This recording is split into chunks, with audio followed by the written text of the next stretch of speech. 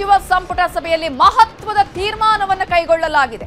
ಈಗಾಗಲೇ ಸಂಪುಟ ಸಭೆಯಲ್ಲಿ ತೆಗೆದುಕೊಂಡ ನಿರ್ಣಯದ ಬಗ್ಗೆ ಕೆಲವೇ ಕ್ಷಣಗಳಲ್ಲಿ ಘೋಷಣೆ ಮಾಡಲಾಗುತ್ತೆ. ಸರ್ಕಾರಿ ಜಾಗಗಳಲ್ಲಿ ಕಾರ್ಯಕ್ರಮಗಳನ್ನ ಮಾಡಬೇಕು ಅನ್ನೋದಾದ್ರೆ ಇನ್ನು ಮುಂದೆ ಅನುಮತಿ ಕಡ್ಡಾಯ. ಸರ್ಕಾರಿ ಸ್ವತ್ತುಗಳ ಬಳಕೆಗೂ ಕೂಡ ಪೂರ್ವ ಅನುಮತಿಯನ್ನ ಪಡೆದುಕೊಳ್ಳಲೇಬೇಕು.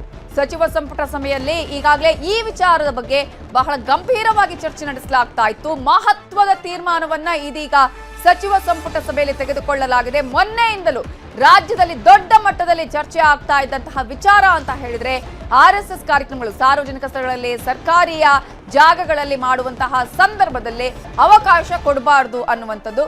ಇದೀಗ ಸರ್ಕಾರಿ ಜಾಗಗಳಲ್ಲಿ RSS ಚಟುವಟಿಕೆಗೆ ಅಂಕುಶ ಹಾಕೋದಕ್ಕೆ ಸಚಿವ ಸಂಪುಟ ಸಭೆಯಲ್ಲಿ ಮಹತ್ವದ ತೀರ್ಮಾನವನ್ನ ತೆಗೆದುಕೊಳ್ಳಲಾಗಿದೆ. ಇನ್ನು ಕೆಲವೇ ಕ್ಷಣಗಳಲ್ಲಿ ಸಂಪುಟ ಸಭೆಯ ನಿರ್ಣಯ ಏನು ಅನ್ನೋದನ್ನ ಘೋಷಣೆ ಮಾಡಲಾಗುತ್ತೆ. ಸರ್ಕಾರಿ ಜಾಗಗಳಲ್ಲಿ ಕಾರ್ಯಕ್ರಮಕ್ಕೆ ಅನುಮತಿಯನ್ನ ಪಡೆಯೋದು ಇನ್ನು ಮುಂದೆ ಕಡ್ಡಾಯ. ಸರ್ಕಾರಿ ಸ್ವತ್ತುಗಳ ಬಳಕೆಗೂ ಕೂಡ ಪೂರ್ವ ಅನುಮತಿಯನ್ನ ಪಡಿಲೇಬೇಕಾಗತ್ತೆ. ಹೊಸ ನಿಯಮ ಜಾರಿಗೆ ತರೋದಕ್ಕೆ ಸಂಪುಟದಲ್ಲಿ ಇದೀಗ ನಿರ್ಧಾರವನ್ನ ಕೈಗೊಳ್ಳಲಾಗಿದೆ. ಇಲ್ಲಿ RSS ಹೆಸರು ಉಲ್ಲಂಘಿಸದೆ ನಿಯಮವನ್ನ ಜಾರಿಗೆ ತರೋದಕ್ಕೂ ಕೂಡ ತೀರ್ಮಾನವನ್ನ ಕೈಗೊಳ್ಳಲಾಗಿದೆ ಅನ್ನುವಂತಹ ಮಾಹಿತಿ ಲಭ್ಯವಾಗ್ತಾ ಇದ್ದು, ಸರ್ಕಾರಿ ಸ್ಥಳಗಳಲ್ಲಿ ಇನ್ನು ಮುಂದೆ ಪೊಲೀಸ್ ಅನುಮತಿ ಕಡ್ಡಾಯ. ಸಂಬಂಧಪಟ್ಟಂತಹ ಅಧಿಕಾರಿ ಇಲಾಖೆಯ ಅನುಮತಿಯನ್ನ ಪಡಿಲೇಬೇಕು. ತಮಿಳುನಾಡು ಮಾದರಿಯಲ್ಲೂ ಕೂಡ ಇದೇ ರೀತಿಯಾಗಿದೆ. ಯಾವುದೇ ರೀತಿಯಾದಂತಹ ಸೂಕ್ಷ್ಮ ಮಾರ್ಗಗಳಲ್ಲಿ ಪಥಸಂಚಲನ ಮಾಡುವಾಗಿಲ್ಲ, ಕಾರ್ಯಕ್ರಮಗಳನ್ನು ನಡೆಸುವಂತಿಲ್ಲ. ಜೊತೆಗೆ ಸರ್ಕಾರಿ ಜಾಗಗಳಲ್ಲಿ ಪ್ರಮುಖವಾಗಿ ಶಾಲಾ ಕಾಲೇಜುಗಳ ಆವರಣದಲ್ಲಿ ಈ ರೀತಿಯಾಗಿ ಯಾವುದೇ ಕಾರ್ಯಕ್ರಮವನ್ನ ಮಾಡುವ ಹಾಗಿಲ್ಲ. ಒಂದು ವೇಳೆ ಮಾಡಬೇಕು ಅನ್ನೋದಾದ್ರೆ ಅದಕ್ಕೆ ಪರ್ಮಿಷನ್ ಕಡ್ಡಾಯ. ಅದೇ ರೀತಿಯಾಗಿ ತಮಿಳುನಾಡಿನ ಮಾದರಿಯಲ್ಲೇ ಇಲ್ಲೂ ಕೂಡ ನಿರ್ಬಂಧ ಹೇರೋದಕ್ಕೆ, ಷರತ್ತುಗಳನ್ನ ವಿಧಿಸೋದಕ್ಕೆ ಇವತ್ತಿನ ಸಚಿವ ಸಂಪುಟ ಸಭೆಯಲ್ಲಿ ತೀರ್ಮಾನವನ್ನ ತೆಗೆದುಕೊಳ್ಳಲಾಗಿದೆ. ಈಗಾಗಲೇ ಅದು ಯಾವ ರೀತಿಯಾಗಿ ಮಾಡ್ತಿರೋ ನೋಡೋಣ, ಯಾವ ರೀತಿಯಾಗಿ ನಿರ್ಬಂಧ ಹೇರ್ತಿರೋ ನೋಡೋಣ, ದಮ್ಮಿದ್ರೆ ತಾಕತ್ತಿದ್ರೆ ಮಾಡಿ ಅಂತ ಹೇಳಿ ವಿಪಕ್ಷದವರು ಹೇಳ್ತಾ ಇದ್ರು. RSS ಅವರು ಇದಕ್ಕೆ ತೀವ್ರ ಆಕ್ರೋಶವನ್ನ ವ್ಯಕ್ತಪಡಿಸಿದ್ರು. ಆದ್ರೆ ಇವತ್ತಿನ ಸಚಿವ ಸಂಪುಟ ಸಭೆಯಲ್ಲಿ ಈ ವಿಚಾರಕ್ಕೆ ಸಂಬಂಧಪಟ್ಟ ಹಾಗೆ ಒಕ್ಕೊರಲ ಅಭಿಪ್ರಾಯವನ್ನ ನೀಡಲಾಗಿದೆ. ಎಲ್ಲಾ ಸಚಿವರುಗಳು ಕೂಡ ಇದೀಗ ಈ ಒಂದು ವಿಚಾರಕ್ಕೆ ಸಂಬಂಧಪಟ್ಟ ಹಾಗೆ ಒಪ್ಪಿಗೆಯನ್ನ ಕೊಟ್ಟಿದ್ದಾರೆ. ಇಲ್ಲಿ RSS ಹೆಸರು ಉಲ್ಲೇಖಿಸದೆ ನಿಯಮ ಜಾರಿಗೆ ತೀರ್ಮಾನವನ್ನ ಕೈಗೊಳ್ಳಲಾಗಿದೆ. ಇನ್ನು ಮುಂದೆ ಯಾವುದೇ ಸರ್ಕಾರಿ ಸ್ಥಳಗಳಲ್ಲಿ ಕಾರ್ಯಕ್ರಮಗಳನ್ನ ಮಾಡಬೇಕು ಅನ್ನೋದಾದ್ರೆ ಅಲ್ಲಿ ಆಯಾ ಇಲಾಖೆ ಹಾಗೇನೆ ಪೊಲೀಸರ ಅನುಮತಿ ಕೂಡ ಕಡ್ಡಾಯ. ಅಧಿಕಾರಿಗಳು, ಸಂಬಂಧಪಟ್ಟ ಅಧಿಕಾರಿಗಳ ಪರ್ಮಿಷನ್ ಅನ್ನ ತೆಗೆದುಕೊಳ್ಳಲೇಬೇಕು, ಇಲಾಖೆಯ ಅನುಮತಿಯನ್ನ ಪಡೆದುಕೊಳ್ಳಲೇಬೇಕು. ಇಲ್ಲ ಅಂತ ಹೇಳಿದ್ರೆ ನಿಮಗೆ ಒಂದು ಕಾನೂನಿನ ಮೂಲಕ ಕ್ರಮ ಕೈಗೊಳ್ಳೋದಕ್ಕೂ ಕೂಡ ಅವಕಾಶ ಇರುತ್ತೆ. ಈಗಾಗಲೇ ನಾವು ತಮಿಳುನಾಡಲ್ಲೂ ಗಮನಿಸಿದ್ವಿ, ಕ್ರಮಗಳನ್ನು ಕೈಗೊಳ್ಳಲಾಗಿದೆ. ಜೊತೆಗೆ ದಂಡವನ್ನು ಕೂಡ ಅಲ್ಲಿ ವಿಧಿಸಲಾಗಿರೋದ್ರ ಜೊತೆಗೇನೆ ಅಲ್ಲಿ ಸಾಕಷ್ಟು ರೀತಿಯ ಕ್ರಮವನ್ನ ಕೈಗೊಳ್ಳಲಾಗಿದೆ. ಹಾಗಾಗಿ ಇದೀಗ ಕರ್ನಾಟಕದಲ್ಲೂ ಕೂಡ ಇದೇ ಮಾದರಿಯನ್ನ ಅನುಸರಿಸೋದಕ್ಕೆ ತೀರ್ಮಾನವನ್ನ ತೆಗೆದುಕೊಳ್ಳಲಾಗಿದೆ. ಇವತ್ತಿನ ಸಚಿವ ಸಂಪುಟದ ಸಭೆಯಲ್ಲಿ ಮಹತ್ವದ ತೀರ್ಮಾನ. ಈಗಾಗಲೇ RSSಗೆ 100 ವರ್ಷ ಆಗಿದೆ. 100 ವರ್ಷ ಆದಂತಹ ಹಿನ್ನೆಲೆಯಲ್ಲಿ ಪ್ರತಿ ಜಿಲ್ಲೆಯಲ್ಲೂ ಶಾಖೆಗಳಲ್ಲಿ RSS ಪಥಸಂಚಲನವನ್ನ ಕೈಗೊಂಡಿರೋದು, ಕಾರ್ಯಕ್ರಮಗಳನ್ನ ಮಾಡಿರೋದನ್ನ ಕೂಡ ನಾವು ಗಮನಿಸಿದ್ವಿ. ಇಂತಹ ಸಂದರ್ಭದಲ್ಲಿ ಸಚಿವ ಸಂಪುಟ ಸಭೆಯಲ್ಲಿ ಇವತ್ತು ತೆಗೆದುಕೊಂಡಿರುವಂತಹ ನಿರ್ಧಾರ, ಸರ್ಕಾರ ತೆಗೆದುಕೊಂಡಿರುವಂತಹ ನಿರ್ಧಾರ, ಇದು ಯಾವ ರೀತಿಯಾಗಿ ಈಗ ಮುಂದೆ ಬೇರೆ ಬೇರೆ ಬೆಳವಣಿಗೆಗಳಿಗೆ ಕಾರಣ ಆಗಬಹುದು ಅನ್ನೋದು ಒಂದು ಕಡೆಯಾದ್ರೆ, ಈಗಾಗಲೇ ರಾಜಕೀಯ ಆರೋಪ ಪ್ರತ್ಯಾರೋಪಗಳಿಗೆ ಕಾರಣ ಆಗ್ತಾ ಇರೋದನ್ನ ಕೂಡ ನಾವಿಲ್ಲಿ ಗಮನಿಸ್ತಾ ಇದ್ದೀವಿ. ಈಗ ಏನೇ ಆಗ್ಲಿ, ಏನಾಗಬೇಕು, ಯಾವ ರೀತಿಯಾಗಿರ್ಬೇಕು, ಸಾಧಕ ಬಾಧಕಗಳು ಎಲ್ಲವೂ ಕೂಡ ಇವತ್ತಿನ ಸಭೆಯಲ್ಲಿ ಚರ್ಚೆ ಆಗಿದೆ. ಆ ಸಭೆಯಲ್ಲಿ ಇದೀಗ RSSಗೆ ಅಂಕುಶ ಹಾಕೋದಿಕ್ಕೆ ಒಕ್ಕೊರಲ ತೀರ್ಮಾನವನ್ನ ಕೈಗೊಳ್ಳಲಾಗಿದೆ. ಎಲ್ಲರೂ ಒಗ್ಗಟ್ಟಾಗಿ ಅಂಕುಶವನ್ನ ಹಾಕೋದಿಕ್ಕೆ ಒಪ್ಪಿಗೆಯನ್ನ ಕೊಟ್ಟಿದ್ದಾರೆ. ಇನ್ನು ಮುಂದೆ ಸರ್ಕಾರಿ ಜಾಗಗಳಲ್ಲಿ ಕಾರ್ಯಕ್ರಮವನ್ನ ಮಾಡುವ ಸಂದರ್ಭದಲ್ಲಿ ಅನುಮತಿ ಕಡ್ಡಾಯ. ಇದೇ ವಿಚಾರಕ್ಕೆ ಸಂಬಂಧಪಟ್ಟ ಹಾಗೆ ಇನ್ನಷ್ಟು ಡೀಟೇಲ್ಸ್ ಅನ್ನ ಕೊಡೋದಕ್ಕೆ ನಮ್ಮ ಪೊಲಿಟಿಕಲ್ ಬ್ಯೂರೋ ಹೆಡ್ ಆಗಿರುವಂತಹ ಚಿದಾನಂದ ಪಟೇಲ್ ಈಗ ಮತ್ತೆ ನೇರ ಸಂಪರ್ಕದಲ್ಲಿ ಜಾಯ್ನ್ ಆಗಿದ್ದಾರೆ. ಚಿದಾನಂದ ಪಟೇಲ್, ನೀವು ಹೇಳ್ತಾ ಇದ್ರಿ ಮಹತ್ವದ ನಿರ್ಧಾರ ಇವತ್ತು ತೆಗೆದುಕೊಳ್ಳುವ ಸಾಧ್ಯತೆ ಇದೆ ಅಂತ ಹೇಳಿ, ಏನಿದೆ ಅಪ್ಡೇಟ್ಸ್?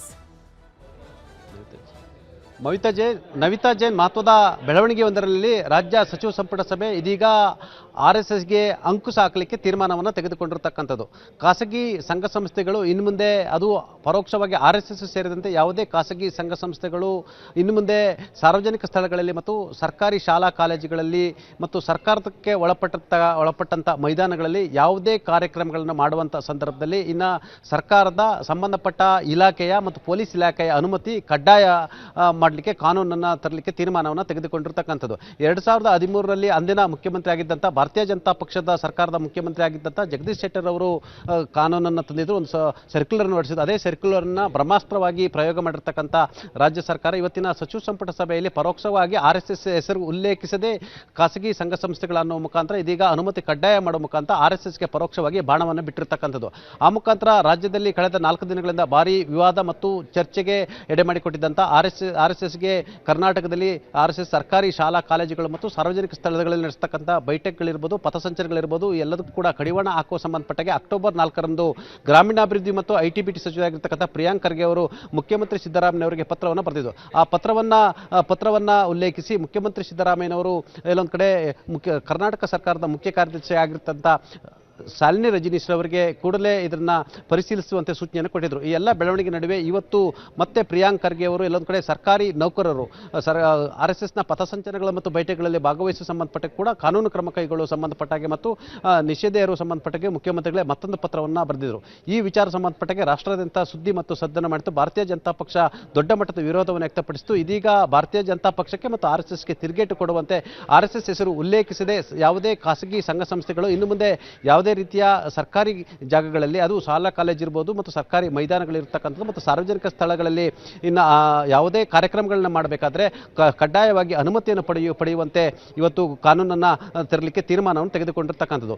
ಈ ಹಿಂದೆ ಜಗದೀಶ್ ಶೆಟ್ಟರ್ ಅವರು ಮುಖ್ಯಮಂತ್ರಿ ಆದಂಥ ಅವಧಿಯಲ್ಲಿ ತಂದಿರತಕ್ಕಂಥ ಸರ್ಕ್ಯುಲರ್ನೇ ಮುಂದಿಟ್ಟುಕೊಂಡು ಬ್ರಹ್ಮಾಸ್ತ್ರ ಪ್ರಯೋಗ ಮಾಡಿರ್ತಕ್ಕಂಥ ರಾಜ್ಯ ಸರ್ಕಾರ ಕೊನೆಗೂ ಕೂಡ ಪರೋಕ್ಷವಾಗಿ RSS ಹೆಸರು ಉಲ್ಲೇಖಿಸದೆ ಅಂಕುಶಕ್ಕೆ ಸರ್ಕಾರ ನಿರ್ಧಾರ ಮಾಡಿರುವಂಥದ್ದು. ಇವತ್ತಿನ ಕ್ಯಾಬಿನೆಟ್ನಲ್ಲಿ ಒಮ್ಮತದ ನಿರ್ಧಾರವನ್ನು ತೆಗೆದುಕೊಂಡಿರುವಂಥದ್ದು. ನವಿತಾ ಜೈನ್.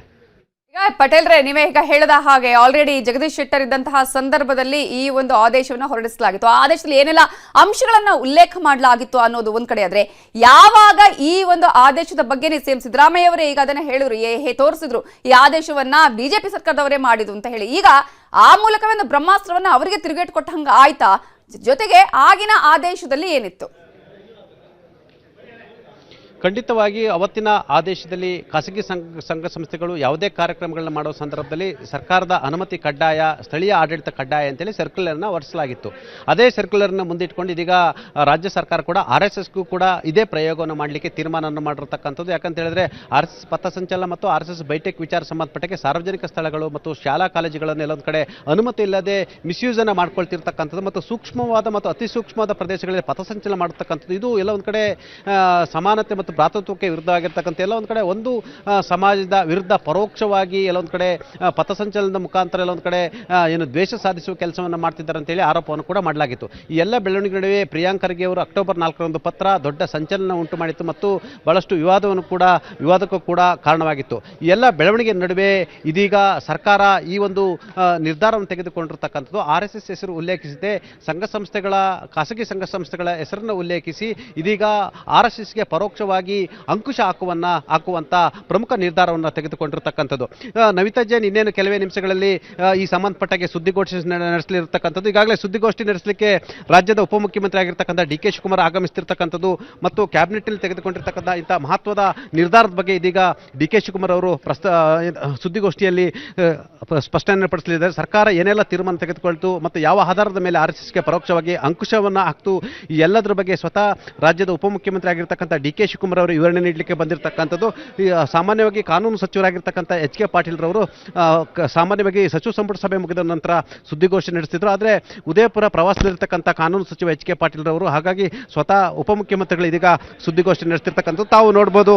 ಇನ್ನೇನು ಕೆಲವೇ ಸೆಕೆಂಡ್ಗಳಲ್ಲಿ DK ಶಿವಕುಮಾರ್ ಅವರು ಸುದ್ದಿಗೋಷ್ಠಿಯನ್ನು ನಡೆಸಲಿದ್ದಾರೆ.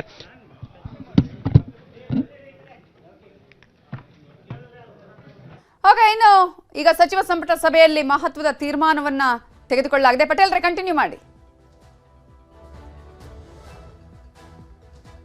ಡಿ ಕೆ ಶಿವಕುಮಾರ್ ಅವರು ಸುದ್ದಿಗೋಷ್ಠಿಯನ್ನು ನಡೆಸ್ತಿರ್ತಕ್ಕಂಥದ್ದು. ಯಾಕಂತ ಹೇಳಿದ್ರೆ RSS ಹೆಸರು ಉಲ್ಲೇಖಿಸದೆ ಭಾರತೀಯ ಜನತಾ ಪಕ್ಷದ ಸರ್ಕಾರ ಇದನ್ನ ಸಂದರ್ಭದಲ್ಲಿ ಹೊರಡಿಸಿರ್ತಕ್ಕಂಥ ಸರ್ಕ್ಯುಲರ್ನೇ ರಾಜ್ಯ ಸರ್ಕಾರ ಕೂಡ ಅದನ್ನ ಬಳಸಿಕೊಂಡು ಇದೀಗ ಬ್ರಹ್ಮಾಸ್ತ್ರವನ್ನ ಪ್ರಯೋಗ ಮಾಡಿರ್ತಕ್ಕಂಥ. ಆ ಮುಖಾಂತರ ಒಂದು ಕಡೆ RSSಗೆ ಅಂಕುಶ ಹಾಕಬೇಕಂತ ಹೇಳಿ ಏನು ಕೂಗು ಕಾಂಗ್ರೆಸ್ ವಲಯದಲ್ಲಿ ದೊಡ್ಡ ಮಟ್ಟದ ಕೇಳಿ ಬಂದು ಸ್ವತಃ ಪ್ರಿಯಾಂಕ್ ಖರ್ಗೆ ಪತ್ರವನ್ನು ಬರೆಯುವ ಮುಖಾಂತರ ಒಂದು ಕಡೆ RSS ವರ್ಸಸ್ ಸರ್ಕಾರದ ಅನ್ನೋ ರೀತಿ ಜಟಾಪಟಿ ಏರ್ಪಡಾಯಿತು. ಮತ್ತು ಭಾರತೀಯ ಜನತಾ ಪಕ್ಷ ಕೂಡ ಸರ್ಕಾರದ ಈ ನಿರ್ಧಾರದ ಬಗ್ಗೆ ದೊಡ್ಡ ಮಟ್ಟದ ಹೋರಾಟಕ್ಕೆ ಕೂಡ ತೀರ್ಮಾನ ಮಾಡಿತು ಮತ್ತು ಸರ್ಕಾರದ ವಿರುದ್ಧ ವಾಗ್ದಾಳಿ ನಡೆಸಿತು ಮತ್ತು ಸಂಘ ಪರಿವಾರ ಕೂಡ ಇದನ್ನ ವಿರೋಧಿಸಿತು. ಇತ್ತೀಚೆಗಷ್ಟೇ ಬೆಂಗಳೂರಿಗೆ ಬಂದಂತ RSSನ ಸರಸಂಘ ಚಾಲಕ ಆಗಿರ್ತಕ್ಕಂಥ ಮೋಹನ್ ಭಾಗವತ್ ಅವರು ಕೂಡ ಎಲ್ಲೊಂದು ಕಡೆ ಕರ್ನಾಟಕದ RSS ನಾಯಕರೊಂದಿಗೆ ಕೇಶವ ಕೃಪದಲ್ಲಿ ಸುದೀರ್ಘವಾಗಿ ಚರ್ಚೆ ನಡೆಸಿದರು. ಆ ಸಂದರ್ಭದಲ್ಲಿ ಸರ್ಕಾರದ ಹಿಂದೂ ವಿರೋಧಿ ನಿಲುವಿನ ಬಗ್ಗೆ ಮತ್ತು RSSಗೆ ಅಂಕುಶ ಹಾಕುವ ವಿಚಾರ ಸಂಬಂಧಪಟ್ಟಾಗೆ ಜನಜಾಗೃತಿಯನ್ನು ಮಾಡಬೇಕು ಮತ್ತು ಅಭಿಯಾನವನ್ನು ಕೈಗೊಳ್ಳಬೇಕು, ಯಾವ ಕಾರಣ ಕೂಡ ಅಂಕುಶಕ್ಕೆ ಅವಕಾಶವನ್ನು ಕೊಡಬಾರದು ಅಂತೇಳಿ ಇಲ್ಲೊಂದು ಕಡೆ ಸಂಘ ಪರಿವಾರದ ಮುಖಂಡರೊಂದಿಗೆ ಚರ್ಚೆ ನಡೆಸಿದರು. ಈ ಎಲ್ಲ ಬೆಳವಣಿಗೆ ನಡುವೆ ಕೂಡ ಭಾರತೀಯ ಜನತಾ ಪಕ್ಷದ ನಾಯಕರುಗಳು ಕೂಡ ಎಚ್ಚೆತ್ತುಕೊಂಡಿದ್ದರು ಮತ್ತು ಸರ್ಕಾರದ ಈ ನಿರ್ಧಾರ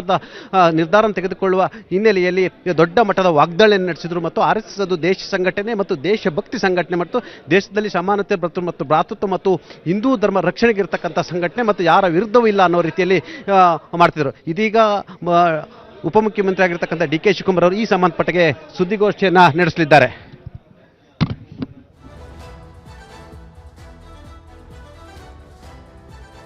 ಇವತ್ತಿನ ಸಚಿವ ಸಂಪುಟ ಸಭೆಯಲ್ಲಿ ತೆಗೆದುಕೊಂಡ ಮಹತ್ವದ ನಿರ್ಣಯ ಏನು ಅನ್ನೋದರ ಬಗ್ಗೆ ಇನ್ನು ಕೆಲವೇ ಕ್ಷಣದಲ್ಲಿ ಉಪಮುಖ್ಯಮಂತ್ರಿಗಳಾಗಿರುವಂತಹ ಡಿ ಕೆ ಶಿವಕುಮಾರ್ ಅವರು ಮಾಧ್ಯಮಗಳಿಗೆ ಮಾಹಿತಿಯನ್ನ ನೀಡಲಿದ್ದಾರೆ. ಇವತ್ತಿನ ಸಚಿವ ಸಂಪುಟ ಸಭೆಯಲ್ಲಿ ಇದೀಗ ತೆಗೆದುಕೊಂಡ ನಿರ್ಧಾರ, ಸಂಘ ಸಂಸ್ಥೆಗಳು ಯಾವುದೇ ರೀತಿಯ ಕಾರ್ಯಕ್ರಮವನ್ನ ಮಾಡುವಂತಹ ಸಂದರ್ಭದಲ್ಲಿ ಆಯಾ ಇಲಾಖೆಗಳ ಅಧಿಕಾರಿಗಳ ಪರ್ಮಿಷನ್ ಅನ್ನ ಪಡೆದುಕೊಳ್ಳಬೇಕು ಅನ್ನುವಂತಹ ಒಂದು ತೀರ್ಮಾನವನ್ನ ತೆಗೆದುಕೊಳ್ಳಲಾಗಿದೆ.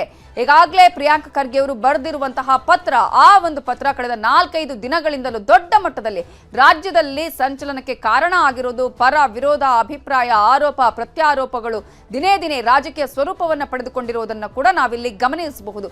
ಮತ್ತೊಂದು ಕಡೆ ಬಿಜೆಪಿಯ ನಾಯಕರುಗಳು ಕೂಡ ಚಾಲೆಂಜ್ ಅನ್ನ ಹಾಕಿದ್ರು, ಸವಾಲನ್ನ ಹಾಕಿದ್ರು, ತಮ್ಮಿದ್ರೆ ತಾಕತ್ತಿದ್ರೆ ನಿರ್ಬಂಧವನ್ನ ಹೇರಿ ನೋಡೋಣ ಅಂತ ಹೇಳಿ.